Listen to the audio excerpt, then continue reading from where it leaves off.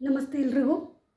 ಇವತ್ತು ನಾನು ನಿಮಗೆ ಪಾಮಿಸ್ಟ್ರಿನಲ್ಲಿ ಕೆಲವೊಂದು ಸೈನ್ಗಳನ್ನ ನಾನು ನಿಮಗೆ ತೋರಿಸ್ಕೊಡ್ತೀನಿ. ಅದರಿಂದ ಏನು ಲಾಭ ಅಂತ ಕೂಡ ಹೇಳ್ತೀನಿ.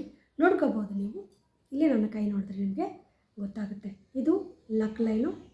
ಲಕ್ ಲೈನ್ ಪಕ್ಕನೇ ನೋಡಿ ಇಂಟು ಮಾರ್ಕ್ ಈ ರೀತಿ ಅಂಟ್ಕೊಂಡಿದ್ರೆ ಇದು ಮೈಂಡ್ ಲೈನು, ಇದು ಹಾರ್ಟ್ ಲೈನು.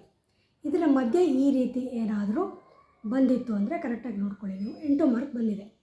ಈ ರೀತಿ ಯಾರಿಗಾದ್ರೂ ಬಂದಿತ್ತು ಅಂತಂದರೆ ಅವರು ಭಾಳಷ್ಟು ಲೈಫಲ್ಲಿ ಸಕ್ಸಸ್ ಕಾಣ್ತಾರೆ ಅಂತ ಹೇಳ್ತೀವಿ. ಯಾಕಂದರೆ ಲಕ್ ಲೈನ್ಗೆ ಅದು ಅಂಟ್ಕೊಂಡಿರಬೇಕು ಅಂತ ಹೇಳ್ತೀವಿ. ಅದು ಬಿಡಿಯಾಗಿತ್ತು ಅಂದರೆ ಅದು ಅಷ್ಟೊಂದೇನು ಲಾಭ ಕೊಡೋಲ್ಲ. ಮತ್ತು ಲಕ್ ಲೈನ್ ಜೊತೆಗೆ ಬೇರೆ ಲೈನ್ಗಳು ಸೇರಿಕೊಂಡ್ರೂ ಕೂಡ ಅಷ್ಟೊಂದು ಲಾಭ ಕೊಡೋಲ್ಲ ಅಂತ ಹೇಳ್ತೀವಿ. ಒಂದೇ ಒಂದು ಲಕ್ ಲೈನ್ ಇದ್ದು ಅದರ ಪಕ್ಕ ಇಂಟು ಮಾರ್ಕ್ ಬಂದಿತ್ತು ಅಂದರೆ ಸೂಪರಾಗಿ ಜೀವನದಲ್ಲಿ ಕ್ಲಿಕ್ ಆಗ್ತಾರೆ ಅಂತ ಹೇಳಿ ನೀವು ಕೂಡ ನಿಮ್ಮ ಕೈರೇಖೆ ನೋಡ್ಕೊಳ್ಳಿ.